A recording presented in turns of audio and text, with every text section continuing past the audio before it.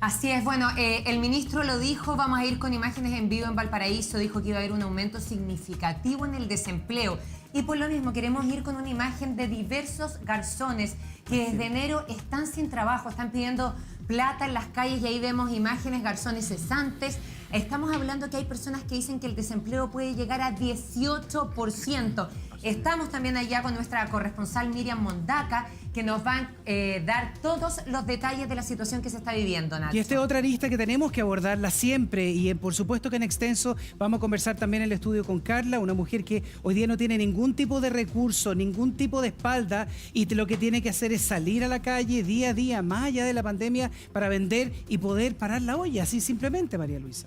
Así es, y por lo mismo queremos tomar contacto con distintos alcaldes. Vamos con el alcalde de Santiago, Felipe Alessandri. Alcalde, usted dijo algo muy rudo y crudo. Mis vecinos van a pasar hambre. ¿Qué le parece ahora las palabras del ministro Briones, que dijo que se viene un desempleo fuerte? Yo concuerdo con el ministro y los alcaldes que estamos en la calle, María Luisa, Nacho, lo vemos todos los días, no de ahora. A mí el tema, por ejemplo, de los garzones es post-estallido social de octubre, entonces octubre, noviembre, diciembre y ahora hasta mayo, con una situación muy compleja. Por eso el municipio ha hecho tremendo esfuerzo, estamos llegando con cajas de mercadería, pero así todos los esfuerzos que podamos hacer nosotros van a ser estériles. Si la gente no se cuida y prontamente podemos empezar a salir de cuarentena y reactivar el comercio, porque va a ser muy complejo, ya lo estamos viviendo. Yo tengo además una población migrante bien importante, que ellos no son beneficiarios de los bonos del gobierno porque muchos no tienen RUT. Entonces el tema es re complicado y estamos ahí los municipios llegando con pocos recursos que tenemos, tratando de ayudar. Alcalde, denos un ejemplo, algo que a usted le haya llamado la atención, gente que necesita la ayuda y la va a necesitar durante 6 meses, una familia constituida por cuántas personas, cuéntenos eso. No, hay que distinguir, Nacho, podemos ir a la familia chilena que vive con la abuelita en la casa, el hijo perdió la pega, a la señora que trabaja le rebajaron el sueldo a la mitad, porque la empresa está con complicaciones también y ellos tienen que pagar dividendos, tienen que pagar las cuentas, tienen que hacer un montón de esfuerzos y se han visto muy complicados porque sus ingresos bajaron a la mitad y ellos ya tenían un nivel de deuda, posiblemente el promedio en Chile de 2 o 3 veces su sueldo. Entonces vienen desde octubre con esto, se han visto muy complicados. Eso es un tema. También tenemos las personas que trabajan al día, como por ejemplo los coleros de la feria, los ambulantes, muchos inmigrantes que no tienen su situación al día y que no tiene RUT y por ende tienen que trabajar al día porque no puede optar a un trabajo formal. Y eso también se han visto muy complicados. Me parece importante que diga, vamos a lo concreto. ¿Cuál es el perfil? ¿Quiénes son los vecinos de usted que estarían pasando hambre? En un comienzo, María Luisa, fueron principalmente los vecinos más vulnerables y hoy día ya estamos viendo la clase media. Y quiero ser súper enfático en ello, que tenemos, yo agradezco el ingreso familiar de emergencia, ojalá que se tramite pronto y que le llegue este balón de oxígeno. Entonces la gente más vulnerable, pero ya después de varios meses estamos viendo a clase media muy complicada acá en la comuna de Santiago. Así es, se vienen 2 semanas muy complejas, 2 semanas la gente está esperando ansiosamente el bono de poder tener que salir a la calle, como el caso que le hablé de Carla, que ya no tiene para el día a día. Y esa es una situación que se repite en miles de personas. Nosotros tenemos un informe completo de Tania Mardones que queremos revisarlo juntos. El temor a perderlo todo. Cuando no hay otra posibilidad y no hay otro ingreso, tenemos que salir a trabajar. El miedo a quedar sin trabajo. Si yo me quedo en la casa, me da ganas de llorar. Tengo 2 hijos que mantener, tengo que pagar cuarto, soy extranjero. La desesperación de tener que salir a trabajar en medio de una pandemia, porque de lo contrario no se puede subsistir. O te morí por el COVID-19 o te morí de hambre. Esa es la angustia que sienten chilenos y extranjeros que de un segundo a otro quedaron cesantes producto de la crisis sanitaria. Pero ¿qué puede hacer un jefe o jefa de familia para mantener su hogar en una realidad extrema como la que estamos viviendo? Si nos apegamos al contexto pandémico, ellos deberían quedarse en casa y proteger sus vidas. Pero claro, la necesidad es otra. Tienen que salir a trabajar para evitar sufrir la peor pesadilla, perder absolutamente todo. Según expertos, en los próximos meses podríamos enfrentar las cifras de cesantía más altas que jamás hayamos experimentado, incluso llegando a superar lo que se vivió en la Gran Depresión de 1929. Se estima que pronto el desempleo llegará a un 18%, una suma sin precedentes.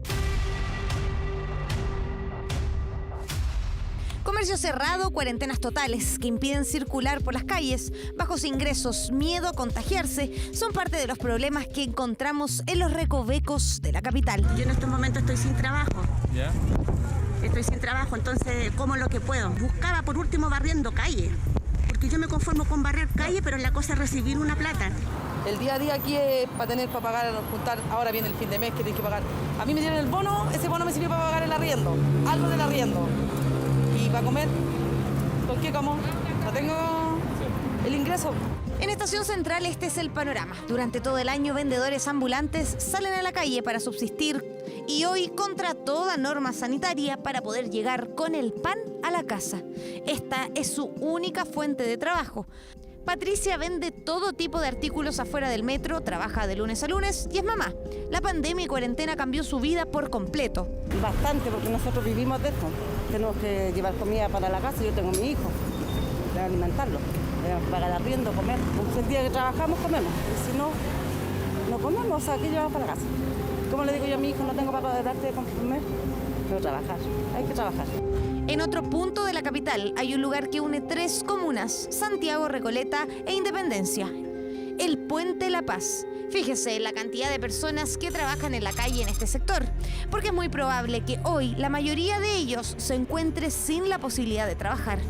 Por mí yo estaría todos los días en mi casa, todos los días en mi casa. ¿Tienes familia? Sí, tengo hijos, tengo familia, no los puedo ver por lo mismo ahora en estos momentos, pero es difícil trabajar así. Para usted también se está exponiendo todos los días. Yo me expongo a enfermarme y otra a enfermar a los que yo están a mi lado, a los que quiero, por lo demás, no sé, aquí es como súper difícil. Mamás, papás, adultos mayores y jóvenes que mantienen sus casas, situaciones desgarradoras porque un día sin trabajar podría significar no tener para comer. Es que nosotros venimos económicamente venimos con un estallido social de octubre y ahí empezó la vaca y con el bicho bajó más lo que es economía y en general para todos. Y debido a eso salieron muchos ambulantes, pero lo que es demasiado ambulante y no fuera nada que fueran chilenos, son extranjeros. Son extranjeros a la cual, ¿qué beneficios los deja a nosotros? ¿Los dejan algún beneficio, algún 20? Nada. Los dejan puro mugrerío afuera. Hoy día nada es seguro para el día de mañana. Hoy día la gente siente que tiene que salir a trabajar para asegurar el sustento económico para su grupo familiar. Y vemos que la gente nos dice en la calle, entre morirme de hambre y morirme del COVID, prefiero morirme de hambre. Incluso hay algunos que tenían permiso para vender en este sector, pero que por la cuarentena en Santiago no logran trabajar. Sin embargo, ellos no pueden esperar, tienen que llevar dinero a casa y se ven en la obligación de volver a la clandestinidad. Ya va a cumplir un mes que ya está cerrado y no he tratado cómo sacar un permiso, aunque sea por un día, va a poder trabajar por acá, por Bamocho, a algún lado y nada. No nos han dado ni una solución a todos los que tenemos patentes. Mire, por empezar, yo soy papá soltero, tengo 3 niñitas, una de 8 y unas mellizas de 6. En estos momentos, para poder llevar el carro, tuve que volver a lo que era antes, un comerciante ambulante en la calle. En estos momentos estoy tirando pañoletas, mascarilla, pero con filtro, ¿cachai? Pañoletas. Tú teniendo tu permiso ahora tienes que andar en la calle de manera informada. Una mascarilla con filtro. Y hay miedo también porque te estás exponiendo a cualquier posible contagio. Al contagio, no sé lo que estará pasando por acá, que cada rato pasa mucha gente, ¿no? Ahora que están los puestos cerrados, trabajamos en los puestos que están cerrados, pero somos ambulantes.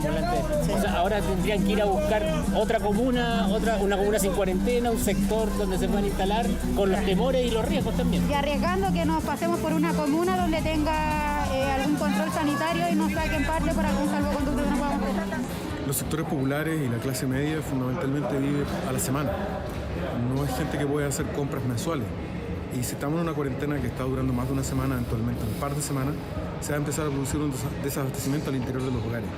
La cantidad de personas que quedaron sin trabajo es angustiante. Incluso autoridades municipales se han manifestado. El alcalde de la comuna con más contagios del país dijo lo siguiente. Los vecinos no se me están muriendo de coronavirus, se me están muriendo de hambre. Los dueños de almacén, de una peluquería, de una botillería, que no han podido abrir en mucho tiempo, librería, todo lo que es casco histórico, pero si nos vamos a los barrios también se han visto sumamente complicadas. Junto con la pandemia tenemos que ver cómo vamos a inyectarle a ellos recursos para poder darle un tiempo para que ellos puedan subsistir.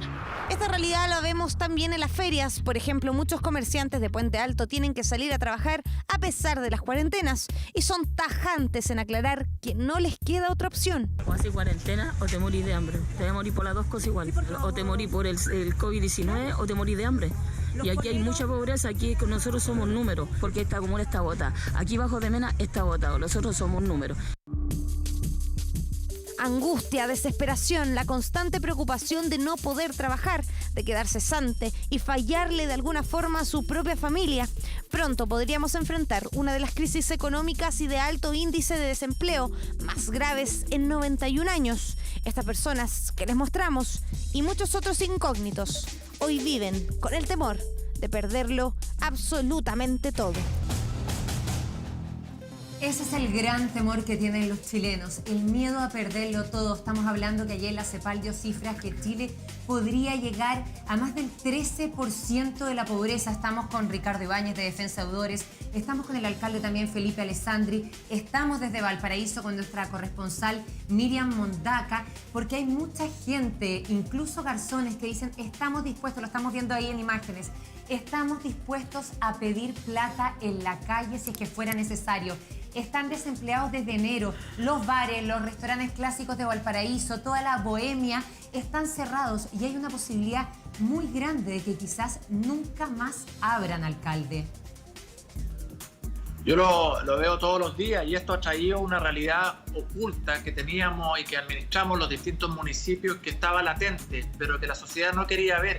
Tenemos mucha gente que trabaja al día, que trabaja por cuenta propia, que son los coleros, los ambulantes, la población migrante, y esto lo ha traído a que salgan a superficie. La precariedad finalmente de nuestra economía informal es brutal y hoy, con la pandemia y previo al estallido social, tiene gente muriéndose de hambre. Y ahí tiene que llegar el Estado. Y yo no descarto, quizás tú, María Luisa, eres muy joven, pero el PEM y el POJ, los planes de empleo que hacía el gobierno, que hacían los municipios. Yo me acuerdo cuando yo asumí acá de concejal en 2004, el alcalde de Lavín, que era el alcalde de Santiago, tenía planes de empleo que ayudaba a la gente al día a día, porque también había una situación mucho menos compleja que esta. Yo no descarto que lleguemos a ese tipo de cosas, Nacho. Y a lo mejor hay que volver a eso. A lo mejor hoy día lo que tenemos que hacer es analizar, por ejemplo, lo que nos va a contar Miriam Mondaque, que está en Valparaíso, que es una situación que se arrastra del año pasado, Miriam, y hoy día el sistema los tiene completamente abandonado. Acuérdate que ellos incluso ganaban más por las comisiones, que hoy día, imagínate si está todo cerrado. Claro, exactamente. Buen día, Nacho, buen día, María Luisa, buen día a todo el panel. Claro, es compleja la situación que están viviendo los garzones de Valparaíso, porque es un tema que viene arrastrándose incluso desde el estallido social. Después de eso vieron afectadas sus fuentes laborales y, por supuesto, esto se acrecentó con la llegada del COVID-19 y, claro, este es un verdadero terremoto para los bolsillos de los garzones en Valparaíso. De hecho, hace algunos días se dio a conocer que cerca de 25 locales comerciales, entre bares, restaurantes y otro tipo de locales, ya habían anunciado que cerrarían de forma definitiva debido a esta crisis. ¿Definitiva? Actualmente, exactamente, cerca de 25 de un total de alrededor de 108 que hay en Valparaíso. Mira, tenemos acá algunos de los garzones que trabajan en Valparaíso que se han visto afectados. Estamos con Alonso, con Jonathan, con Alejandro y con Leandro. Jonathan, tengo entendido que tú has sabido de muchos casos de conocidos que lamentablemente, debido a esta necesidad económica, han tenido que salir a pedir dinero a la calle, Jonathan. Exacto, he visto a dos compañeros míos pidiendo plata en la calle vestidos de garzón. Ya, y me imagino que es duro verlos en esa forma. Exacto, porque uno también se puede ver en esa posición, claro, la misma de ellos. No sé cómo se pone en el caso de ellos y en su lugar también. Por ejemplo, tu caso, ¿desde cuándo estás sin trabajo? Yo tengo menos sin trabajo desde enero. Ya. Bueno, producto también de lo que ocurrió con el estallido social. El estallido social, claro. Ya. El restaurante estaba justo al centro de las protestas, entonces por ese hecho teníamos que cerrar. Ya, perfecto. Tú hasta el momento no has querido pedir dinero en la calle, estás tratando de arreglártela de cierta forma, como puedes, estás tratando de arreglártela haciendo algún tipo de emprendimiento. ¿Por qué no has querido aún pedir dinero en la calle? ¿Qué es lo que te detiene aún y estarías dispuesto a hacerlo si la necesidad fuese mucha? Si la necesidad fuese mucha, sí lo haría, pero por el momento estoy emprendiendo con unos tragos, coctelería casera, y eso es lo que me ha ido ayudando para tener mi monedita, para ir saliendo adelante. Perfecto. Claro, una situación similar también es la que está pasando Alonso, que él tiene hijos que mantener, también el restaurante donde él trabajaba se ha visto afectado por el COVID-19. Alonso, en tu caso, me imagino que ha sido bastante complejo el no tener dinero de repente para las cosas más básicas que podrían requerir tus hijos. Yo sé que te la has estado arreglando ahí también para poder generar esos ingresos tan necesarios.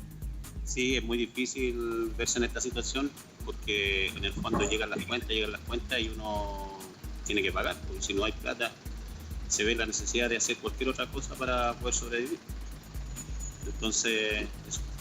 Perfecto, claro, esa es la situación que está ocurriendo acá en Valparaíso. No sé si tienen alguna pregunta desde el estudio. Sí, por supuesto queremos seguir hablando con ellos, Miriam, pero también queremos unir en esta conversación a Ricardo Ibáñez y a los alcaldes porque es una situación preocupante. No son casos aislados los que estamos viendo ahí de los garzones de Valparaíso, que hay mucha preocupación. Estamos hablando de la otra pandemia, la pandemia social, la de la cesantía, la de la pobreza e incluso la del hambre, que es en una medida más extrema, alcalde. ¿Qué tan grave? Y también estamos con el alcalde Cuadrado, por supuesto, en el estudio. Alcalde Cuadrado, ¿qué tan grave está siendo la situación en su comuna de Huachuraba? Bueno, yo creo que la realidad social de las comunas vulnerables es muy parecida independientemente del lugar ni la región donde estén. Por lo tanto, lo que vemos en Valparaíso, lo que vemos en Santiago Centro, lo que vemos a lo largo de las comunas del país es relativamente similar. La gente necesita salir a trabajar, mucha gente vive el día a día y por lo tanto tampoco tienen capacidad de ahorro para pasar una semana, 2 semanas, 3 semanas, un mes sin trabajo. Y lo que nos preocupa, y lo hemos discutido entre los alcaldes, es también las soluciones que han dado algunas empresas transnacionales como Agua Andina o Enel, que les dicen no paguen ahora y no se preocupen porque luego lo van a pagar repactado en cuotas durante un año o durante varios meses y la gente, si luego no hay pega, y la gente va a salir endeudada, va a salir a buscar trabajo que se va a demorar en reactivarse la economía y las compañías van a empezar a cobrar como taxímetro esas cuentas. Ahora, alcalde, este tema es súper importante abordarlo porque también uno, imagínese, usted está en su casa poniéndose en todos estos lugares, Pamela, y eso te genera o más miedo o hay alguna gente que la puede paralizar, pero los temas tenemos que abordarlos. Genera trastornos de angustia importantes y por eso genera, es que eso genera una angustia concreta. ¿Sí? Y por eso necesitamos hablarlo y poder organizar en la cabeza de la gente lo que está pasando. Esa angustia. Porque hay que atender algo súper clave acá. Y yo sé que suena contradictorio lo que estamos diciendo, pero poniéndonos en la cabeza de la gente. Si esas personas no salen a trabajar hoy día pasan hambre. Sí. Si van a trabajar, podrían contagiarse. Y ese podrían es el peligro, porque ahí es donde aparece el cambio de prioridades en la vida. Y paso a decir, ¿sabes qué? Prefiero salir a trabajar y arriesgarme, y eso es mucho más peligroso. Claro, y por lo mismo uno dice, ¿qué cosas en concreto ayudaría a los vecinos, alcalde Alessandri, a no tener tantos problemas económicos? Bueno, yo creo, María Luisa, que el ingreso de emergencia va a ser un balón de oxígeno que por 3 meses les va a permitir subsistir en forma muy, muy precaria. Pero para gran parte de los vecinos de Santiago que ya están viviendo de manera precaria y vulnerable, esa inyección de oxígeno les va a ayudar muchísimo. Luego de eso también, las donaciones que hemos recibido del matadero, de almacenes de barrio, de grandes empresas, etcétera, con la caja de mercadería está ayudando. Estamos tratando de llegar a los más necesitados. Mucho adulto mayor que está con miedo, con angustia, con estrés, como decía la psicóloga, algunos ya con depresión. Y también a la clase media. Acá tenemos clase media que se ha visto muy afectada. Al marido lo echaron de la pega. A la señora que trabajaba le bajaron el sueldo a la mitad. ¿Qué pasa con el dividendo? ¿Qué pasa con la cuota al colegio que hay que pagarla? La cuota del auto. Si aquí estamos acostumbrados a un exitismo que vivíamos endeudados 3 o 4 veces el sueldo. Y eso está viéndose muy resistido. Porque si tú aceptas la rebaja del sueldo, te van a echar. Y frente a eso es mejor trabajar desde la casa, todo, pero con la mitad. ¿Alcalde? ¿Sí? Sí, que frente a lo mismo que usted estaba diciendo, porque, a ver, resulta hasta violento para algunas personas que si no salen a trabajar se mueren de hambre, decirles quédate en casa. Pero en la contraparte es lo que hay que hacer, si no esto va a seguir avanzando en proporciones que yo creo que ni siquiera nosotros nos imaginamos. Entonces la pregunta es bien concreta. ¿Hay plata para poder abastecer, darles alimentación a toda esta gente que vive del día a día y que desde el viernes en algunas comunas, otros que ya están hace un buen rato en cuarentena, no van a poder salir a trabajar? Mire, con el alcalde Cuadrado estuvimos la semana pasada con el presidente en La Moneda y el presidente nos explicó que el Estado está en su límite. Las municipalidades siempre han estado muy exigidas. Nosotros hemos adquirido cerca de 10.000 cajas de mercadería y claramente en una población vulnerable de cerca de 100.000 es insuficiente una muestra. Entonces va a ser muy complejo. Y la inyección de recursos, el ingreso familiar de emergencia ayuda, pero que podamos llegar a todos, la verdad es que yo no me puedo comprometer a algo que no voy a poder cumplir. Claro, ¿y hasta dónde aguanta ahí, alcalde Cuadrado, usted? Yo sé que están entregando caja, mercadería, pero es la misma situación. ¿Hasta cuándo usted podría ayudar a personas que no tienen cómo comer?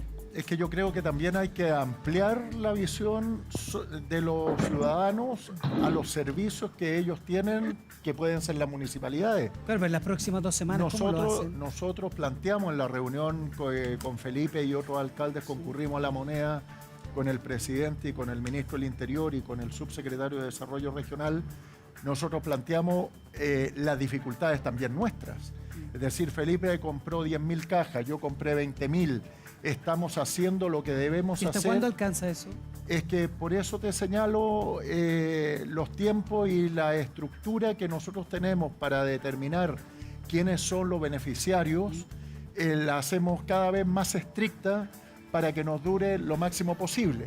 Pero sin embargo hay que asumir que al igual como el Estado ha crujido en lo económico por la situación de la pandemia y la situación económica, los municipios también. Y hay un cálculo estimado de unos 900.000 millones de pesos. 900.000, lo repito, 900.000 millones de pesos, que es el déficit proyectado que van a tener los municipios. El gobierno ha hecho un esfuerzo, nos ha aportado alrededor de 350.000, pero eso va a generar incluso proyectado cesación de pago y situaciones límites en alrededor de 200 municipios en Chile.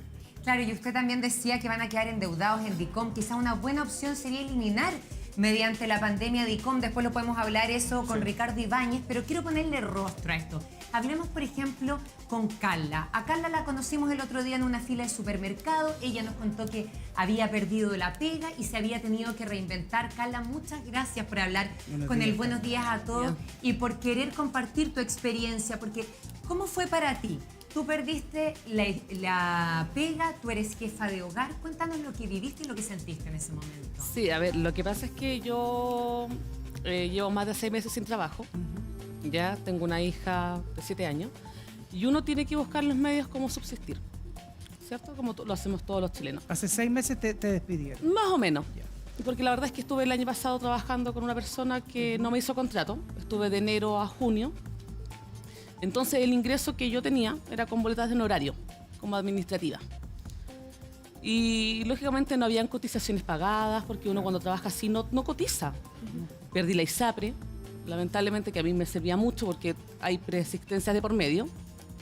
Y tuve que acudir a esto, que son los desayunos que yo hago. Bueno, la Carla nosotros la conocimos y usted la conoció porque estábamos en una fila en Quilicura y hablaste yo espero que estabas vendiendo también los desayunos para el Día de la Mamá, que después lo vamos a hablar acá, pero en la última pega que perdiste, ¿la empresa quebró? ¿Fue rebaja de...? ¿Cómo fue ese proceso? No, la verdad es que ahí fue un tema complicado porque fue una mala experiencia que tuve, digámoslo. Trabajé con una persona que fue chanta, me mintió desde el comienzo. Me dijo que iba a ganar entre 500 a 1,5 millones, según comisión, y yo no ganaba más de 300.000 pesos mensuales. Esa era la realidad. ¿Ya? Esto después en abril me dijo que trabajara a mediodía, ¿ya? Y que el sueldo me lo iba a reducir. Ya, perfecto. Ya, ¿cuánto me paga? 250.000 pesos. Más bajo. Claro. Ya le dije yo 250. Llega el momento del pago, me paga 200.000 pesos. Porque me dice que eran los 200.000 pesos más el 10% y ahí llegábamos a los 250.000 pesos. Lamentablemente tuve una mala experiencia. Confié. Ya, porque a ti te hablan de plata y tú decís, ya, listo, voy a ganar, me va a ir bien. Perfecto. Claro. Me va a ir fantástico. No fue así, lamentablemente. Después estuve cesante. En diciembre hice un reemplazo, que eso me salvó y salvó al viejo Vascuero. y nada, se priorizan los gastos de la niña. Carla, o sea, por lo que uno te escucha hablar, tú eras tu propia ministra de Economía, jefa de hogar, mantienes a tu hija.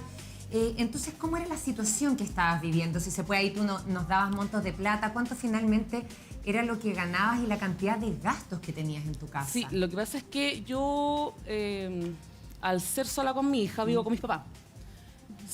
A ver, lo que yo decía el otro día, si yo no fuera por ellos, yo no podría vivir con ese dinero. Porque pagar un arriendo, luz, agua, gas, comer, más encima los gastos de los niños, que los niños tú tienes que tener su leche, su yogur, sus galletas y sus cosas esenciales. Porque a un niño tú no lo puedes alimentar de arroz y fideo. Si no fuera por tus papás, no te da. No me da. Entonces, es eso. Yo vivo con ellos porque gracias a ellos, a mi mamá, principalmente, yo puedo trabajar y hacer las horas extras que correspondan. Porque además te ayuda a cuidar de tu hija. La niña. La niña yo no la levanto temprano, no la saco al frío. Si hago una hora extra y llego a las 10 de la noche, como lo hacía antes cuando trabajaba en automotora, por los cierres de mes, yo llegaba tranquila porque sabía que la niña estaba a lo mejor durmiendo, ya había tomado 11, la niña había comido, la niña no pasó nada, no pasó ninguna necesidad en el día. Claro.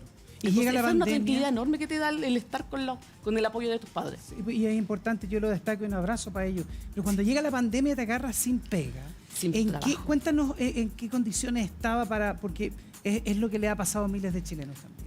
La verdad es que me pilló sin nada, sin un peso. Y decidí hacer los desayunos que tengo acá, que la verdad es que yo ese día dije 150.000 pesos mensuales, es un promedio. Porque tú no puedes decir, no sé que yo ganaba 20.000 pesos mensuales, porque nadie te va a creer. Tú vas a decir, pero ¿cómo va a tener 20.000 pesos?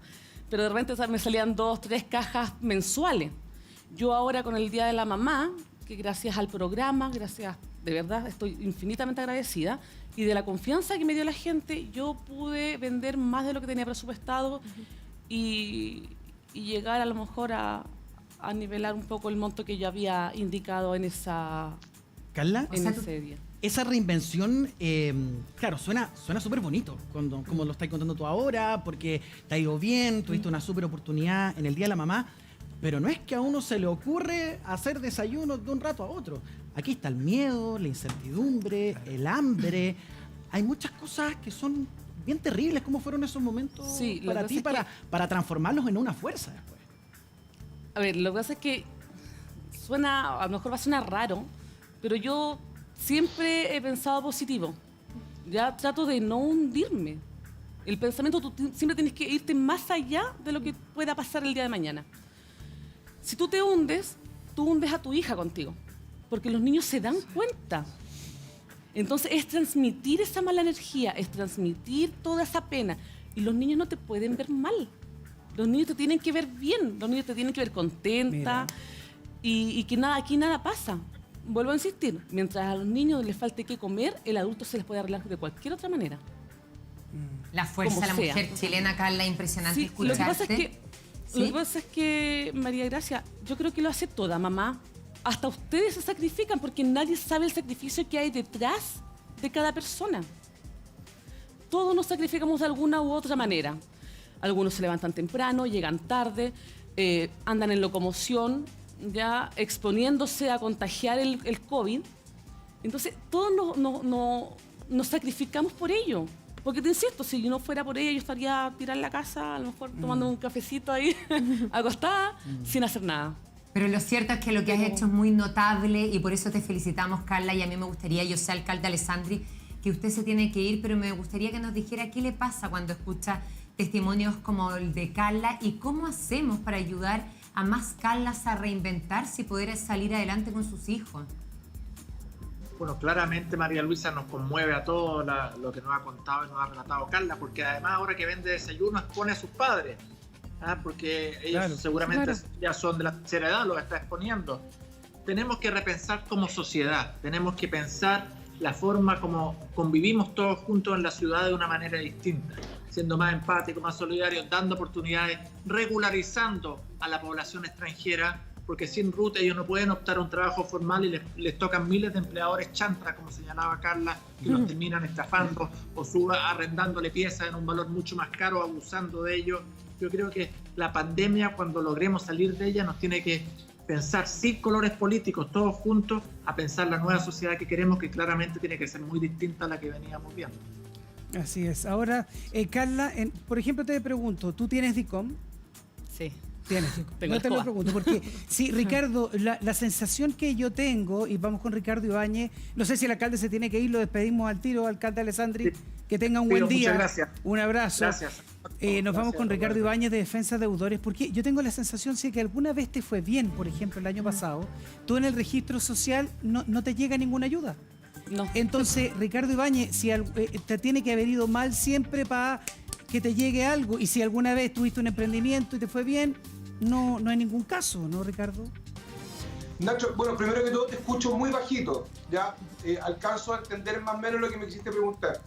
Pero a modo de introducción, solamente señalar algunas ideas que apuntaba mientras hablaban el alcalde, mientras hablaba la invitada que está en el estudio y también mientras escuchaba el Enlace del Paraíso. Yo creo que hoy día tenemos que empezar a hablar de un COVID financiero, que es una pandemia que se nos va a venir y el cual no va a afectar a 30.000 personas, ni vamos a tener 50.000 ni 100.000 infectados. Van a ser millones los chilenos que van a sufrir de este COVID financiero, que va a derivar en tres grandes cosas. Y en este sentido yo no soy epidemiólogo para hablar del tema sanitario, pero podría hablar de la epidemiología financiera, de lo que se va a venir. Vas a tener tres factores. Primero, va a empezar en los barrios más populares y en los emprendedores más desposeídos, más desbancarizados, va a empezar el fenómeno del endeudamiento informal. Si hasta antes de la pandemia nosotros veíamos estos créditos gota a gota en las ferias, en los coleros, esto hoy día va a crecer como verdaderas callampas en los jardines. En segundo lugar, va a comenzar el endeudamiento de mala calidad. Vamos a tener que las personas van a recurrir a herramientas carísimas de endeudamiento, como por ejemplo los avances en efectivo, para poder parar la olla. La gente tiene que comer y está sin ingresos. Y en tercer lugar, Nacho, hasta antes de esta pandemia teníamos 4.700.000 chilenos en DICOM. Déjame decirte con mucha tristeza que vamos a comenzar un segundo semestre con más de 5 millones de chilenos en DICOM. Y lo que me parece tremendamente honesto, y te lo digo muy sinceramente, antes de tener el enlace con ustedes estaba viendo el punto de prensa que estaba haciendo el ministro de Economía con el ministro de Hacienda, y escuché también a la ministra del Trabajo el día domingo. Me parece honesto que diga, se viene muy duro que la ministra del Trabajo diga vamos a tener un 18% de desempleo. Para que la gente en su casa más o menos entienda, 18% de desempleo, estamos hablando prácticamente de 2 millones de chilenos sin pega. ¿Ya? En ese contexto también, Ricardo, cuando el ministro dice que vamos a tener una economía contraída. Ricardo, es que para que vayamos lento, porque efectivamente es muy interesante todo lo que estás diciendo, pero lo estás diciendo tanta información para que la gente lo procese en su casa de a poquitito. Entonces, por ejemplo, tú dices 5 millones de chilenos van a estar en DICOM. ¿Se podría, por ejemplo, eliminar DICOM por la pandemia o no se puede hacer algo así de manera transitoria? Se puede, tú sabes que en el Congreso, María Luisa, se pueden hacer muchas cosas. En consecuencia, yo no veo el impedimento, y esto lo venimos diciendo hace mucho tiempo, a propósito de las pymes, a propósito de las personas. Apenas comenzamos con las cuarentenas locales, planteamos la idea, lo planteamos, dijimos, aquí hay que legislar para que las pymes y las personas en este periodo de pandemia, porque imagínate, tú no puedes circular, tú no puedes abrir tu restaurante, tienes que estar en tu casa guardado. ¿cómo no te van a poder eliminar el DICOM durante este periodo de pandemia? O sea, en el fondo es pegarle en el suelo a muchas personas y a muchas pymes. Tú sabes, María Luisa, que cuando la gente cae en DICOM, el primer efecto que tiene es que se desbancariza. Es decir, no tiene acceso a créditos a tasas normales. Ya, en segundo lugar, cuando tú una pyme la desbancarizas, pierde competitividad, tiene que entrar a endeudarse, tiene que empezar a pagarle a sus proveedores con cheques a fecha, se mete con los factoring y en consecuencia empieza a entrar en un ciclo que es poco productivo. Este tema del DICOM a mí me preocupa muchísimo. Yo creo que estos tres fenómenos que se van a dar, este COVID financiero que vamos a vivir millones de chilenos, que estamos viviendo de una u otra manera todos. Yo no creo, salvo determinados rubros muy específicos, yo creo que a todos esto nos ha golpeado en el bolsillo. O sea, hoy día estamos todos trabajando desde nuestras casas, con la incomodidad que eso lleva, con la falta de producción que lleva, y nos va a llevar a una pandemia financiera que nos va a durar probablemente. Pero Ricardo, claro, a todos nos ha afectado de alguna forma, y usted también que está ahí, pero yo encuentro que hay un círculo como siniestro, porque el caso de la Carla, y el alcalde también quería hablar acá, porque Carla, tú tienes DICOM, si tú que pudieras pedir acceso al banco no te lo van a dar. Un pyme que viene endeudado de octubre va a tener que cerrar porque le va a decir usted no tiene DICOM, no va a poder abrir. Y lo otro, disculpa Ignacio, lo otro, yo no soy una pyme establecida. Más encima. Yo soy una emprendedora, no tengo nada. Sí, claro. Entonces, yo estoy a diestra y siniestra.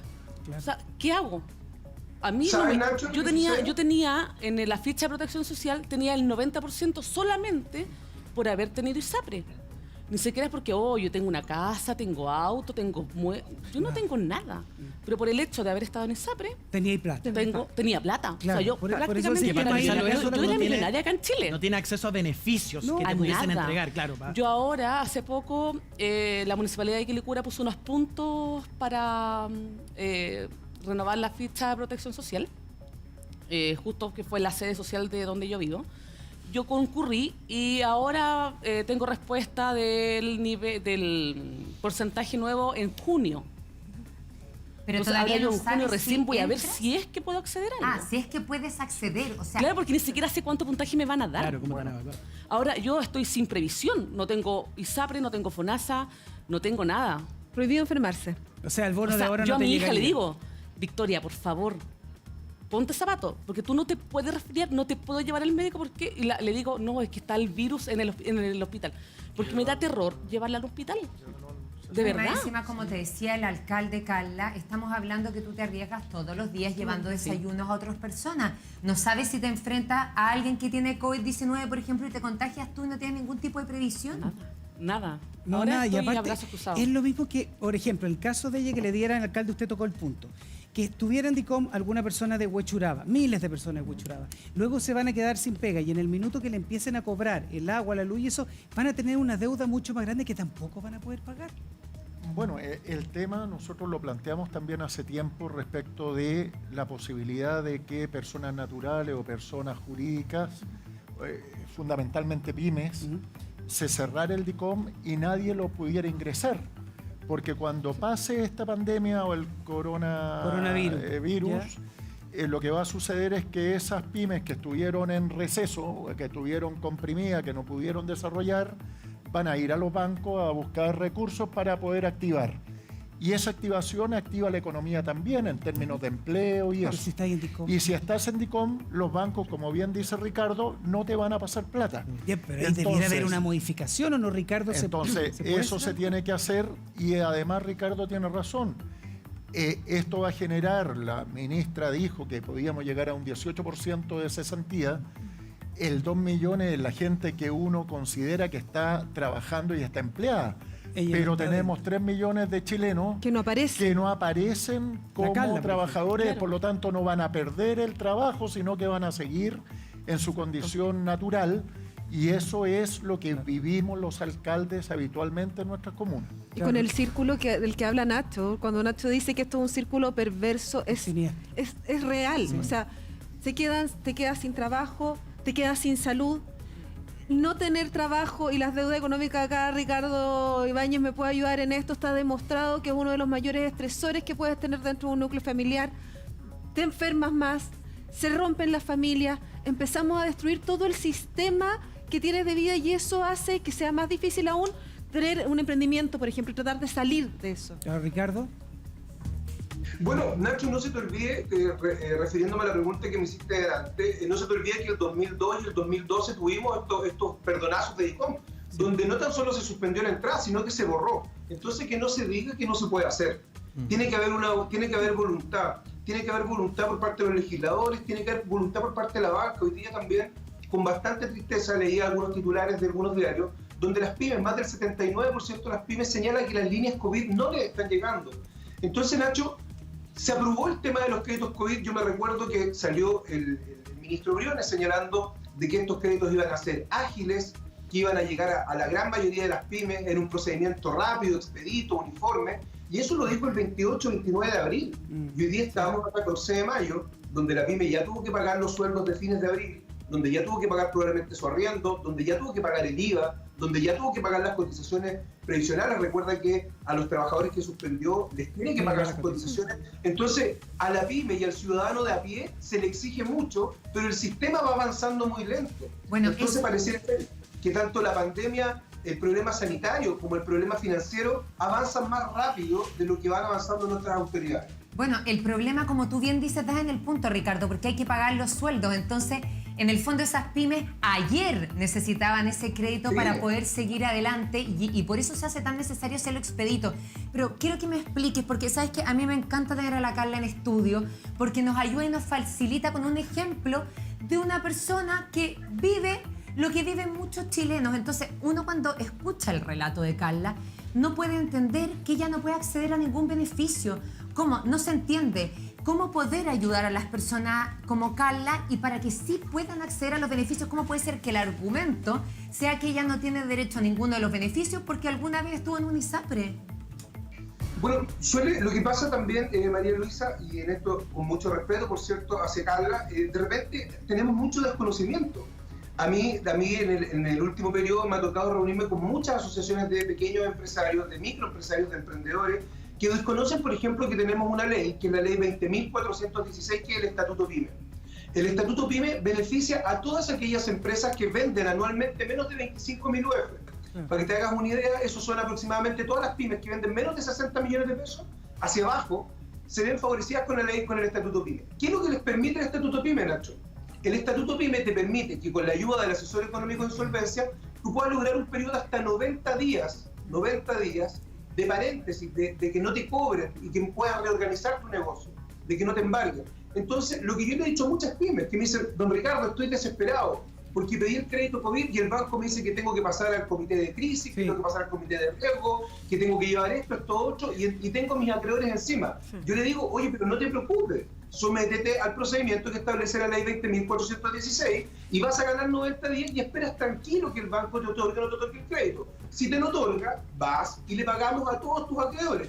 Y si no te lo otorga, optamos por algún otro mecanismo que la ley establezca, como va a ser, por ejemplo, Nacho, la quiebra. Hoy día yo creo que la quiebra es un enemigo que tenemos, es una palabra con la cual tenemos que empezar a convivir porque a muchos les va a suceder. Ya, pero ahí tengo la duda, Ricardo, a ver, ayúdanos. Y luego el ejemplo acá es distinto porque ya no tiene IVA, no tiene una empresa. No tengo nada. Pero, por ejemplo, una persona que hoy día va a pedir el crédito, se lo van a entregar y en 3 meses más tampoco tiene la certeza de poder abrir su café o su pizzería o su restaurante. ¿Cómo va a empezar a pagar ese crédito si tampoco sabe cuánta gente va a volver a salir a la calle a comer? Bueno, Nacho, por eso te vuelvo a insistir. Hoy día, primero decirle a Carla que si ella no está regularizada, eventualmente puede acogerse el procedimiento de renegociación de sus deudas, que es un procedimiento administrativo y gratuito. Que sea administrativo significa que no tiene que llevarlo a cabo ante un tribunal, y que sea gratuito es que es gratis, es decir, para ella no tiene costo. Según estadísticas de la Superintendencia de Insolvencia y Emprendimiento, Carla podría tener hasta un 93% de probabilidad de que le vaya bien. Tiene que cumplir requisitos bastante básicos, que a lo mejor, Carla, tú los cumples. Tener 2 o más deudas, no sé si tiene más de 2 deudas. Carla, sí, antes, este tema es súper importante abordarlo, por eso antes de terminar queremos escuchar a ti todo lo que tengas que decir. Yo trabajé en un staff de abogados, ya con esta ley de quiebra. Yo sé de qué se trata. Hay que tener deudas sobre 2.400.000 pesos, ¿cierto? Sí, claro. Yo tengo una deuda de varios acreedores, aprox serán 5 millones de pesos. Pero si yo repacto esas deudas, si están en 5 millones, van a subir a 10. ¿Por qué? Porque te suben, porque es una repactación. Entonces, pero, disculpe, con todo el respeto, yo no voy a repactar mis deudas. Yo cuando tenga para pagar, voy a cancelar. Pero a mí no me pidan que repacte, porque eso es el peor error que le pueden indicar a la gente. Porque al final, es que yo trabajé en eso, entonces me manejo. Mira, yo a lo mejor no tendré estudios universitarios, pero sí he trabajado en varias áreas y sé de lo que estoy hablando. A todos les digo, no hagan ni tal de repactar. La ley de quiebra es súper engorrosa, es larga y es un trámite de nunca acabar. Entonces, si el que no tiene para pagar, que no pague. El día de mañana, cuando pueda, lo hace de a poco. Al final, las empresas lo que hacen es rebajarte el interés. Y, por ejemplo, me llegó una deuda de Cencosud. La deuda de Cencosud estaba en 850.000 pesos y hoy en día me están ofreciendo pagar 163.000 pesos. Lamentablemente no tengo esos 163.000 pesos, por ende voy a seguir esperando y cuando yo tenga voy a cancelar. Pero yo no voy a repactar deudas, que me esperen los años que tenga que esperar, pero no voy a repactar. Ricardo. Ya, sí, me gustaría, qué bueno que el ejemplo que pone Carla, porque es lo que yo siempre, Nacho y María Luisa, cuando he ido al programa, hablo de que en el fondo tenemos hoy día una tremenda labor educativa. Carla, tú estás confundiendo 3 palabras que el común del chileno confunde, que es la repactación, el refinanciamiento y la renegociación. Lo que señalas tú, no puedo sino aplaudirte y decirte que bueno que un ciudadano de pie lo diga con todas sus letras. Cuando tú repactas una deuda, que es un acto que tú realizas frente a tu acreedor, puedes entrar debiendo 1 millón, como dices tú, y puedes salir debiendo 2. Cuando tú refinancias una deuda, que es lo que la gente entiende como la compra de cartera, puedes entrar debiendo 1 millón y salir debiendo 1,5 millones, que en el fondo un banco te presta una cantidad y tú le pagas a todos tus acreedores chicos. Pero de lo que yo te estoy hablando es de un procedimiento que ha sido ocupado por muy pocas personas, que se denomina renegociación de la ley 20.720. Y en ese procedimiento, déjame decirte de que el interés con el cual tú puedes terminar pagando puede ser equivalente a 0. Y es un procedimiento administrativo. Entonces, lo que tú señalas es cierto respecto de la repactación, que es algo que el común de los chilenos hace, que en el fondo van pidiendo perdón, van casi pidiendo un favor a esa misma institución que en algún momento le entregó una tarjeta de crédito o con mucha sonrisa le entregó un crédito, van pidiendo por favor, déjenme pagar y dicen ok, págame Nacho, pero en vez de 40 cuotas me va a pagar en 100 y ya no van a ser de 100.000 pesos, van a ser de 60.000 pesos. Así es. Pero ese procedimiento, ¿cuántos meses dura? Pero aumentaste el plazo. Sí, María. Ese Y procedimiento. concuerdo también mucho contigo, Carla, que van a haber muchas personas que van a estar en tu situación, que van a tener que optar por la quiebra. Y esa palabra tenemos que desestigmatizarla, porque hay muchas Carlas en nuestro país que no les va a quedar otra alternativa que optar por la liquidación voluntaria o quiebra y volver a empezar, Nacho, si eso tampoco hoy día es un pecado, porque son millones de chilenos que hoy día están sometidos a un estrés financiero. La Pamela Lagos podrá referirse a esa temática en el fondo. Y hoy día hay chilenos que no duermen por el tema del endeudamiento. Entonces, yo comparto con Carla, bastemos de hacer lo imposible. En derecho hay un aforismo que hoy día tiene mucha aplicación en este sentido, que es a lo imposible nadie está obligado. Exacto. Si en realidad ¿Sabes qué? usted quedó sin trabajo, la pyme en que trabajaba quebró, le suspendieron la relación laboral, ganó menos sueldo y está endeudado, lamentablemente a lo mejor no le va a quedar otra que quebrar. Por supuesto. Más todavía cuando la propia autoridad nos dice que la recuperación puede ser lenta y nos están diciendo que esta situación económicamente solo puede ser peor. Bueno, por eso lo importante es estar informados y nosotros como Matinal también hacerle el llamado a las autoridades. Yo insisto, si en el 2012, como Ricardo dijo, se pudo eliminar el DICOM, ¿por qué no lo podemos hacer hoy día? Cuando estamos enfrentados a la peor pandemia de los últimos 100 años. Ricardo, quiero agradecerte la participación en el Matinal. Carla, a ti también, de verdad, mil gracias para poder ponerle rostro a lo que están viviendo miles de chilenos en nuestro país. Te mando un beso muy grande desde aquí al estudio.